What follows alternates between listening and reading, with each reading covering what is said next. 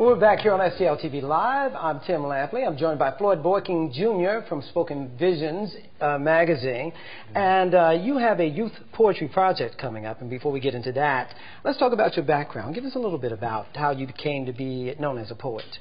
Well, I started in poetry. Actually, I started in hip-hop. And when hip-hop was during the conscious movement and everything was of substance.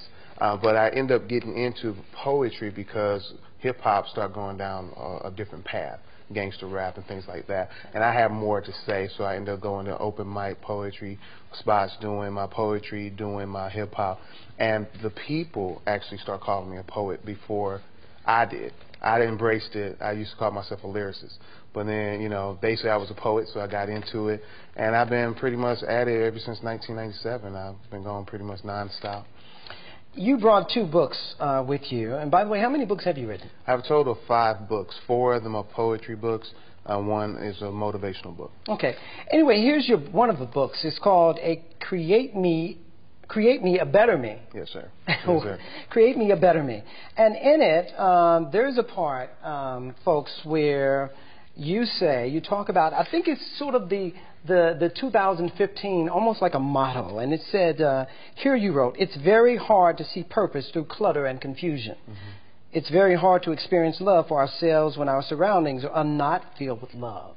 I love this, but aren't those 2 different things you're talking about here? You're talking about love and you're talking about clutter and confusion and, I guess, finding one's purpose or self. Are those 2 different things, or am I reading that right? Well, I think they're connected. They have to be connected because in order to, one, we have to tap into ourselves to find love and develop love for ourselves.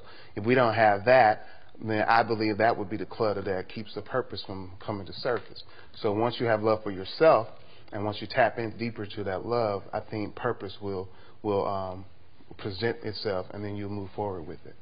We've all been disturbed by recent events in the news, the shootings and killings involving young people, and you also brought one of your poetry books. And if you will, please read a little bit of the poem you entitled "The Young Keep Dying." And where did the inspiration from that? Obviously, I assume it came from this town or another. It does. A friend of mine asked me to write a poem for a youth rally they were doing for a child who was murdered, and they wanted me to write a poem for that particular rally. So that's where they came from. And tell me, what part would you pick to read? Well, there's a piece, a portion of it. You want me to just read it? Yes, please. Okay. So I shed tears for the abandoned dreams that once occupied the minds of these teens. I shed tears for their peers who now fear their own realities, dreams deferred and overthrown by survival techniques in the streets, discovered by fallen friends that did not make it to see the end of the week. Their hearts no longer speak the language of self-determination because in their situation, they are just trying to make it day by day. Universal cries for the demise of our youth, tainted truth of what family is. They are willing to die and cause grief based on the so-called beef in the streets. Excellent, excellent. Is it emotional for you to put those words down on paper? It's always emotional because what's going on in these streets and what's been going on in these streets affect me, it affects my family, my son, his future, my future, and the people that I love. So it's always an emotional thing. Somewhat of a transition. Let's talk about the magazine. Okay. Where did that come about? And it's a quarterly piece, right? Yes, sir. Okay, so how did that come to fruition? Well, I started since high school. I wanted to do a magazine. I was in a group called Cobblestones, and we did all our magazines or whatever as youth. So once I decided once I graduated, I wanted to do a magazine. And since I was in poetry, there was really nothing out there for spoken word artists.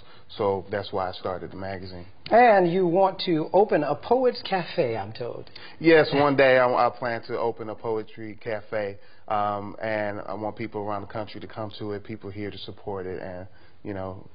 Well, that's where we'll start when we come back after break. Floyd Boykin Jr. from SpokenVizions Entertainment will be right back with more.